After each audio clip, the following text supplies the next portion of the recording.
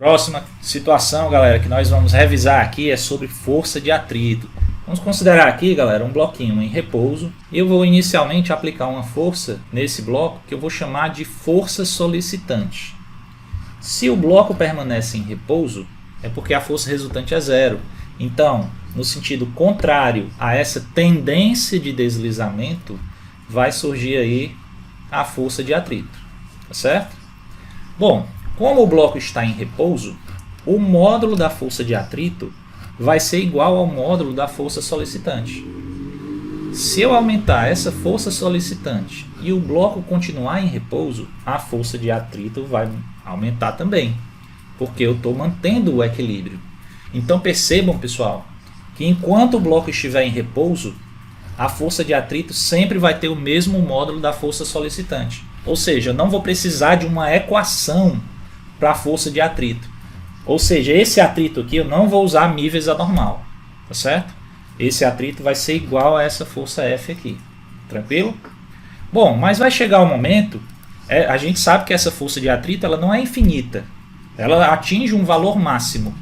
Isso acontece, pessoal, quando o bloco está na iminência de se destacar. A gente chama de iminência de movimento. Então, nesse momento, o atrito ele atinge o seu valor máximo e é chamado de atrito de destaque. Aí, esse atrito máximo ou de destaque, esse sim, tem uma equação, que é o Mi estático vezes a normal. Beleza?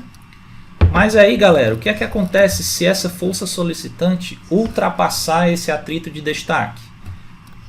Vamos ver aqui na animação. Aí, ó, ultrapassando o atrito de destaque, o que é que acontece? Ele entra em movimento e aí a força de atrito ela sofre uma queda e passa a atuar o atrito chamado de dinâmico ou cinético.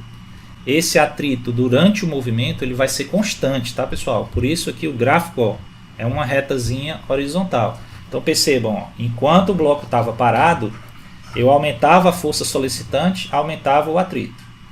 Então ele ia aumentando aqui, ó, linearmente, atinge o máximo. Quando a força solicitante supera o atrito máximo, aí ele entra em movimento, o atrito cai e entra em jogo aí o atrito cinético. Tranquilo? Então vamos aqui para frente. Vamos lembrar, pessoal, que o atrito ele vai ser sempre contrário à tendência de movimento. Cuidado, tá? O atrito, eu vou até botar aqui na tela. Pessoal, o atrito ele é sempre contrário à tendência de movimento relativo entre as superfícies.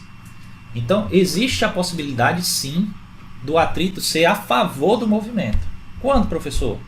Por exemplo, quando você anda, você empurra o chão para trás e o chão empurra você para frente. A força que o atrito a força que o chão está fazendo no seu pé é a força de atrito, certo? Porque a tendência do seu pé é deslizar para trás. Então o atrito ele sempre atua no sentido contrário a essa tendência, tá? Então cuidado, tá? O atrito pode ser sim a favor do movimento, ok? Vamos retornar aqui. Bom, então galera, colocando aí as forçazinhas, a gente vai ver que o atrito cinético e o atrito de destaque eles dependem dessa força normal, que é a força de compressão entre o bloco e o solo.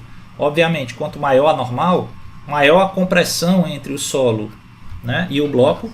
Então esses encaixes aqui, ó, né, que são as irregularidades entre as superfícies, acabam se tornando mais fortes. Então o atrito acaba aumentando, né? Por isso que o atrito ele é diretamente proporcional à normal, né? E como é que a gente escreve que uma grandeza é diretamente proporcional à outra? A gente escreve que a razão entre as duas grandezas é constante. Ou seja, o atrito dividido pela normal é igual a uma constante que a gente chama de μ, que é o coeficiente de atrito. Portanto, pessoal, a gente passa a normal multiplicando e a gente encontra que o atrito é μ vezes a normal. Tranquilo? Mas cuidado, essa equaçãozinha só vai ser usada em dois casos, tá? Na situação de iminência de deslizamento, que é o atrito máximo, aí eu vou usar o coeficiente de atrito de destaque ou estático, que é o maior deles, ou então quando o bloco já estiver se movimentando. Aí eu vou usar o coeficiente de atrito cinético ou dinâmico, que é o menor deles, tá? Então notem que para uma determinada combinação de superfícies, o atrito de destaque ele é sempre maior ou igual ao atrito dinâmico. Tranquilo? Bom, feita essa revisão, pessoal, vamos para a nossa questão 17, tá? Ela diz assim, ó: as muletas são dispositivos usados para auxílio da obtenção do equilíbrio quando o corpo não o consegue naturalmente. As forças exercidas sobre cada muleta pelo solo são direcionadas ao longo da muleta e possuem o mesmo módulo, como indicam os vetores no desenho. Tá aqui os vetores força, ó, que ele mostrou no desenho. O paciente representado na figura as usa em uma situação de repouso de maneira simétrica, com aberturas iguais em relação à vertical. Se o coeficiente de atrito estático entre uma muleta e o solo é igual a raiz de 3, o maior ângulo que a muleta pode ter antes de começar a escorregar no chão é... Pessoal, se ele está falando no maior ângulo possível, quer dizer que ele vai estar na situação de iminência de deslizar. Portanto, o atrito que vai atuar aqui é o atrito de destaque. Por isso, eu vou poder usar a equação Mivesa normal. Tá certo? Vamos pegar esse vetor força aqui, pessoal, e vamos fazer a decomposição dele. Tá? Toda vez que você vir um vetor inclinado numa questão, você tem que ter a vontade de decompor esse vetor. Dá essa vontade em você. Certo? Então, você traça aqui um eixo horizontal, outro vertical, coloca aqui o vetor vertical, que vai ser a normal do solo, certo? E o vetor horizontal, que vai ser a força de atrito.